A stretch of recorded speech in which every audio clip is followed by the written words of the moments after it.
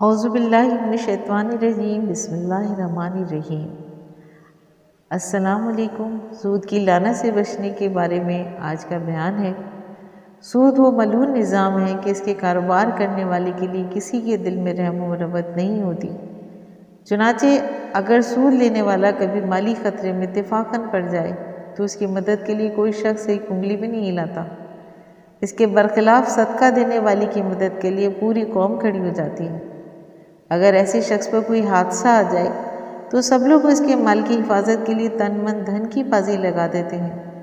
علاوہ ازیں سود خوری کی یہ بھی ایک لعنت ہے کہ وہ انسان کو اس قدر حریص و طمع بنا دیتی ہے کہ ان کے مال کی کثیر مقدار بھی قلیل نظر آتی ہے۔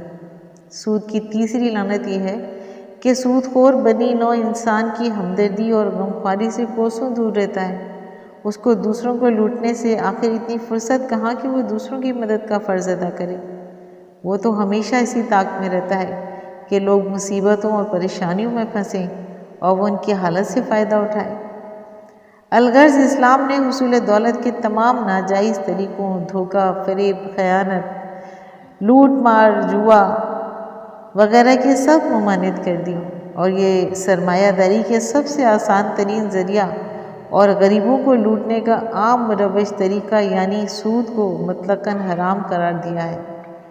اسی طرح سود خوروں پر پتھروں کی بارش کے سلسلے میں حضرت سمرہ بن جندب رضی اللہ تعالیٰ عنہ فرماتے ہیں کہ جناب رسول خدا صلی اللہ علیہ وسلم ایک دن صبح کی نماز ادا کر چکے تو ہماری طرف رخ مبارک فرما کے پوچھا کہ کیا تم میں سے کسی نے کوئی خواب دیکھا ہے؟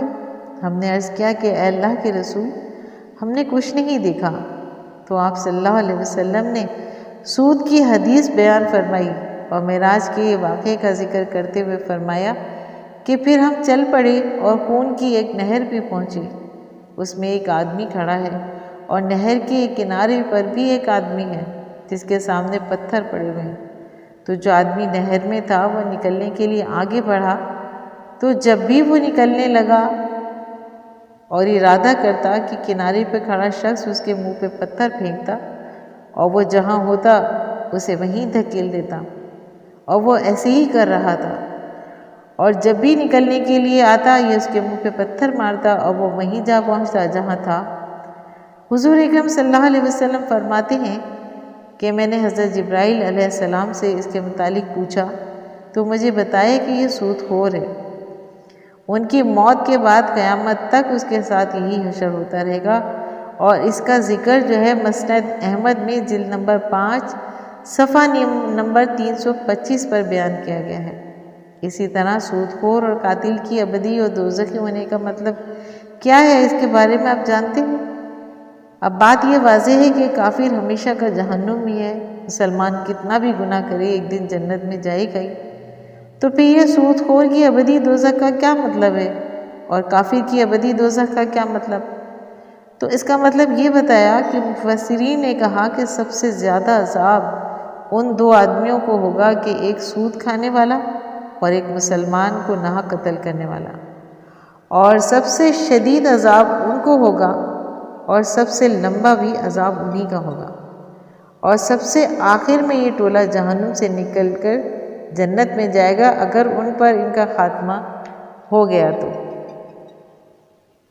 اسی طرح ایک اور واقعہ بیان کیا جاتا ہے کہ ایام حج میں لوگوں نے ایک آدمی کو دیکھا کہ حالت طواف و سعی اور مناسک حج میں بجائے ادعیہ معصورہ کی حضرت محمد صلی اللہ علیہ وسلم پر درود بھیجتا تھا۔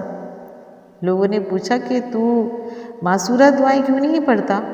بولا میں نے عہد کیا ہے کہ صلاۃ نبویہ میں کسی چیز کو شامل نہیں کروں گا، اور اس کا سبب یہ ہے کہ جب میرے والد نے وفات پائی تو اس کا چہرہ گدھے کی شکل میں تبدیل ہو گیا تھا۔ مجھے بہت غم تھا کہ میں اسی حالت میں سو گیا۔ میں نے حضرت محمد مصطفیٰ صلی اللہ علیہ وسلم کو خواب میں دیکھا اور دوڑ کر آپ کے دامن مبارک کو پکڑ لیا اور اپنے باپ کے لیے شفاعت کرائی، اور اسی حالت کی وجہ سے دریافت کی۔